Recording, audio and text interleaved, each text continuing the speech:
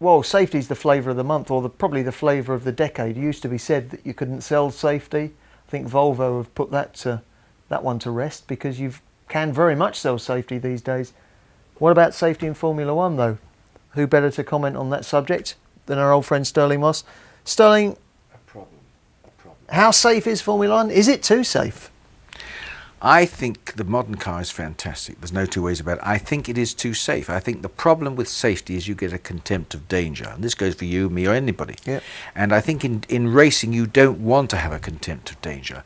I mean, we have a situation where we've had two world champions, two of the finest drivers ever in the world, actually drive the other one off the road at 170, 180 miles an hour. Now, that is appalling. You're thinking of the Senna incident Yes, in Japan? Prost, yes.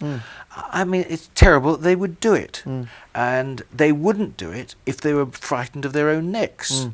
And that, I mean, is, to me, is an indictment. I mean, in the old days, and I don't want to go back to the old days, because obviously we need to trace, but one was scared. I mean, I was scared. I can tell you that it was 3 or 4 years before I spun. Not because I was that great, but because I was frightened if I spun, I'd hit the side and turn over, and I might hurt myself seriously.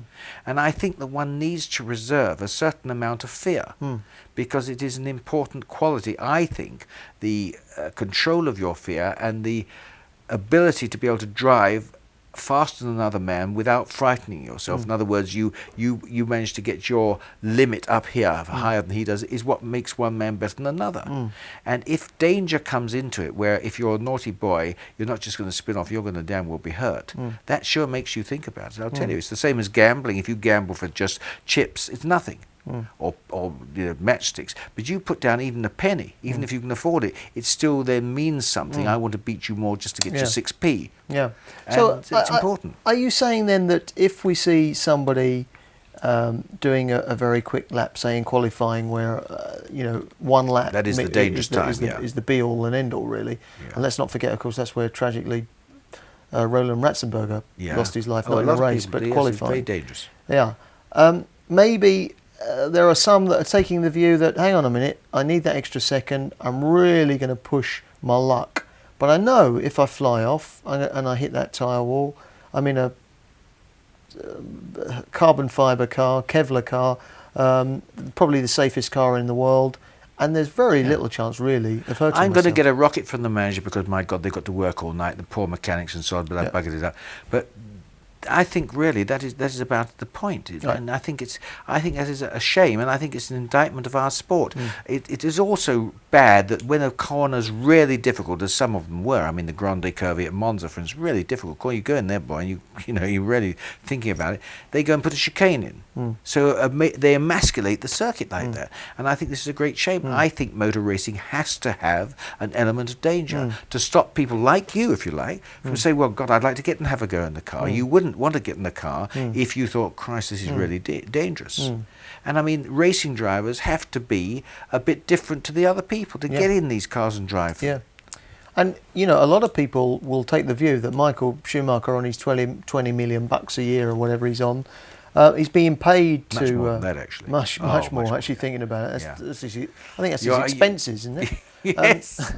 That's the allowance for the wife. Yes. But I think a lot of people... I must tell you, excuse me interrupting you, but one thing I'd like to tell people about Michael Schumacher, which I think is very important, it may even impress you. A little dog came into his pits, I think in Brazil, and one of the mechanics kicked it out of the way. You know that. I don't know if you know this. And his wife went up to this guy and clocked him, She really banged him. Yeah. And they got this dog. That's right. And it was a poor stray, nothing, Heinz variety, 57. Yep. And she took the thing under her wing, obviously with his agreement. That's right. And they brought the thing back, and it's now his dog. Yep. And they looked after it, and to me that I think is fantastic. Because I can. It was in Brazil or somewhere. It was in Brazil, and to have love for an animal like that, I think is wonderful. And it shows the other side of the man. It does. Also shows how easy it is to bring rabies into the country or into mainland He didn't come here with it, though. He didn't bring the car. I mean, he didn't bring his dog here, did he?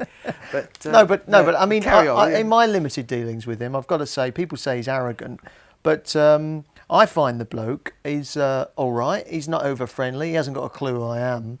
I mean, he talks to me. He's not quite sure who he's talking to. He doesn't look me in the eye. Well, that's pretty nice. But yeah, he gives me the time of day. And yes, he's arrogant. And yes, I've seen him treat people in a not terribly pleasant manner. But for God's sake, when you can't even walk down the street or go to a restaurant or have 5 minutes peace on your own, is it any wonder that it makes you arrogant? And anyway, if he is arrogant, I think if there is anyone in Formula One who can afford to be arrogant or deserves to be, and deserves to be arrogant, there is only one, and that's him. You know, I mean, he is the best. He's not particularly. He doesn't see me and come up, "Hi, Stirling, you know, this, that, and the other." And I wish he would, but I can understand what he's about. Frankly, I think the man is terrific as a driver.